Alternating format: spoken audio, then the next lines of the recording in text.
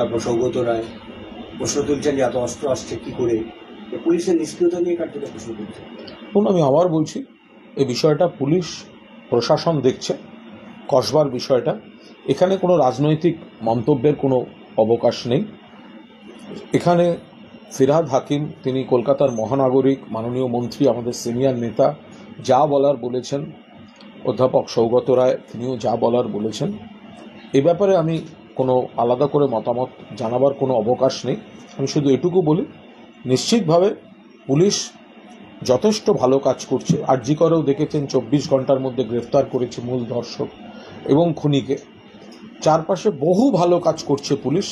কিন্তু এটাও ঘটনা যে এই অন্য রাজ্য থেকে ক্রিমিনাল আসা, অন্য রাজ্য থেকে অস্ত্র আসা, এগুলো অতীতেও হয়েছে।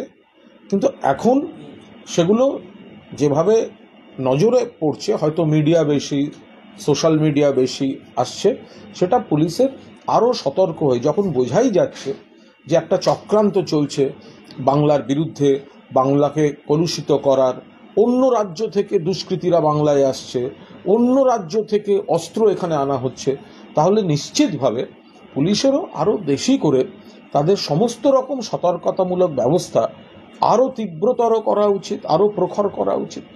পুলিশ নিশ্চয়ই বহু ভালো কাজ করছেন এবং বহু ক্ষেত্রে অপরাধীদের ধরছেন, আগাম খবর পেয়ে অস্ত্র উদ্ধার করছেন, এগুলো সমানভাবে ঠিক। কিন্তু এই ঘটনাগুলো যে অন্য জায়গা থেকে এসে এখানকার কোনো লোকাল কন্ট্যাক্টকে ধরে এখানে কোনো খারাপ ঘটনা ঘটাবার চেষ্টা করছে, এখানে অন্য জায়গার অস্ত্র এনে এখানে এসব করছে, তো এগুলো নিশ্চিতভাবে ফিরহাদ হাকিম যা বলেছেন, সৌগত রায় যা বলেছেন, তারা সিনিয়র এবং অভিজ্ঞ, ফলে তাদের কথা গুরুত্ব দিয়ে নিশ্চয়ই পুলিশ প্রশাসন বিবেচনা করে দেখবে। দেখা যাচ্ছে নানা ইস্যুতে সেটা হুমায়ুন কবির বলতে পারবেন কেন বলছেন। এখন হুমায়ুন কবির যেটা বলছেন, এখন দলের বিষয়টা শীর্ষ নেতৃত্বে মমতা বন্দ্যোপাধ্যায় রয়েছেন, আমাদের সর্বভারতীয় সাধারণ সম্পাদক অভিষেক বন্দ্যোপাধ্যায় রয়েছেন, সভাপতি সুব্রত বক্সী রয়েছেন, অন্যান্য সিনিয়র নেতৃত্ব রয়েছেন, এবং দিনের শেষে চূড়ান্ত সিদ্ধান্তটা মুখ্যমন্ত্রী মমতা বন্দ্যোপাধ্যায় নেবেন।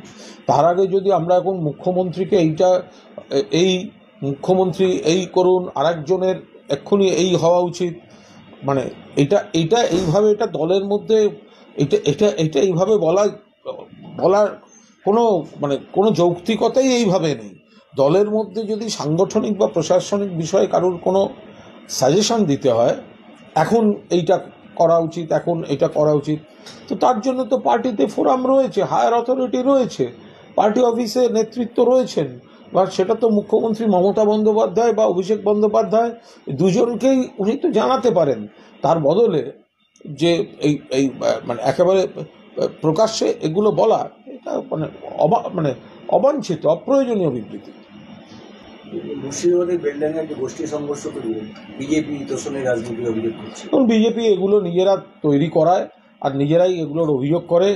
এই মেরুকরণের রাজনীতি, ধর্মীয় ভেদাভেদের রাজনীতি, এগুলো ভারতীয় জনতা পার্টি করে। পশ্চিমবঙ্গ শান্ত জায়গা, পশ্চিমবঙ্গ সম্প্রীতি সংহতির জায়গা, সেখানে কিছু খারাপ উত্তেজক দেখাবার জন্য প্ররোচনা দিয়ে একটা সাময়িকভাবে কিছু মানুষকে প্ররোচিত করে, বিভ্রান্ত করে কিছু একটা ঘটনা ঘটিয়ে দিয়ে সেইটা নিয়ে রাজনীতি করাটা কোনো পার্টির কাজ। তো আমরা সেটা মানুষকে বলেছি, কোনো প্ররোচনায় পা দেবেন না, এদের বিষ ছড়ানোয় পা দেবেন না, পুলিশ প্রশাসনের উপর আস্থা রাখুন। মানুষ সাড়া দিচ্ছেন। সেই সাময়িক বিভ্রান্তিগুলো, ভুল খবর, আর আজকালকার দিনে তো প্ররোচনা করার হাজার পদ্ধতি আছে।